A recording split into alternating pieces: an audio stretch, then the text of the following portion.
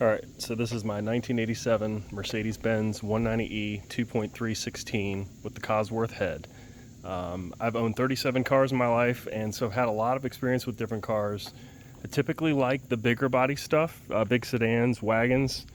Those who know me the longest know about that, obviously. So I haven't had too many compacts.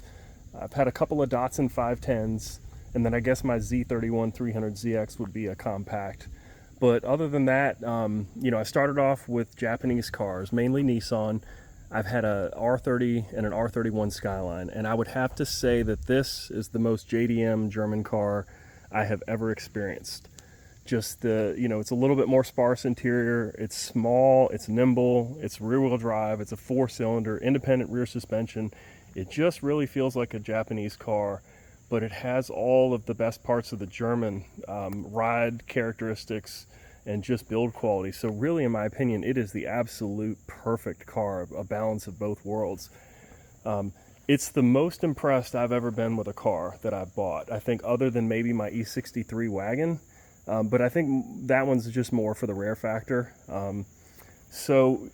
Get background into this stuff. I got into European cars in the early 2000s. I had a BMW E30, E34 5 Series that I did a bunch of work to. Sold that, did a E39 wagon with an LS swap, and then a E38 7 Series with an M5 S62 supercharged V8, just crazy build. And then after that, I got into Mercedes, which is odd because I've never really been a fan of Mercedes, I have to admit. I always kind of admired the 80s designs, but I just always thought of these Mercedes as like an old man car. So I test drove an AMG and just fell in love. And then at that point, I got a W211 E63 and then just adored that car. Sold that and then later got an E55, highly modified. And then my dream had always been the E63 wagon. So I got the S212, this Designo Performance Studio E63 wagon, which is just the coolest car I've ever found. Here's the Z31, which took Best in Show at SEMA 2021 from Pitt and Paddock Maguire's. And that car was a highly built, just attention to detail on everything. When I first got this car, I was originally looking for a W124. I really wanted like a 500E, and I test drove a guy's car that had an E60 conversion done by Rentec, and I really just wasn't as impressed as I thought it would be. I mean, it was a great car, but it was a little too heavy and squishy, and I really wasn't that impressed with the performance, to be honest with you.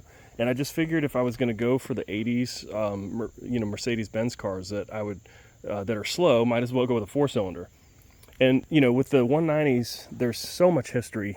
I was born in 1979, and oddly enough, the 190E was being developed in '79. But clearly, if you're watching this video, you know about the DTM history. And the homologation, led to the Evos and the big DTM rivalry between the E30 M3. Obviously, you guys know about all that stuff, but the car is just phenomenal. The pros and cons, obviously the pros far outweigh the cons. The only thing that's a downside, I would say, is it's a little noisy on the interior compared to most Mercedes, but they're trying to save weight and it's a compact, I get it. The interior, the leather delaminates, typical German 80s problem. The fuel injection system is just so ridiculously complex. And I think that's what scares most people away on these cars, just because it can be really expensive to work on. But what I've found so far, at least in my experience, is most of the problems that are typical with these cars come down to just a few maintenance items. Some of them you can even fix for free, like the EHA valve, which if your 190 has hesitation on initial acceleration, you get stalling, low idle. Sometimes it's a hard start when it's warm, the engine is warm, then that's most likely an EHA issue, which you can pop that thing off and make a 1/4 clockwise turn adjustment to the screw, and the problem is solved, at least with mine. So, it's been a really great car to work on. The engineering is top-notch, and the suspension is just phenomenal. The thing, it's not the fastest car in the world, but it's really impressive with how much it pulls from like 55 to 80. and it just screams at the upper rev range at like 7,000. I'm just amazed. It's the best sounding 4-cylinder I've ever heard in my entire life. So really, I'm struggling to try and think of the cons. A little bit about the car. I got it off of Facebook. I paid $23,000.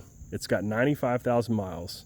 It has a minor impact in the front, and it's been resprayed from the pillars down. It's a good respray, but really it gives me the opportunity to not have to worry about what I'm going to do to the car. I know a lot of people get upset with me when I modify cars, especially something that's rare like this, but you know, if it's already been tampered with, you know, it's just the perfect example to go with that. So the price was very fair. Low end of the range, you know, they typically go from high teens to 40 with a perfect low mileage car. So I'm really happy with it. You know, it's a great base. So other than that, I really can't think of much else. Just super impressed with it. And I guess from now we'll go over to the maintenance and some of the performance stuff that I've done so far.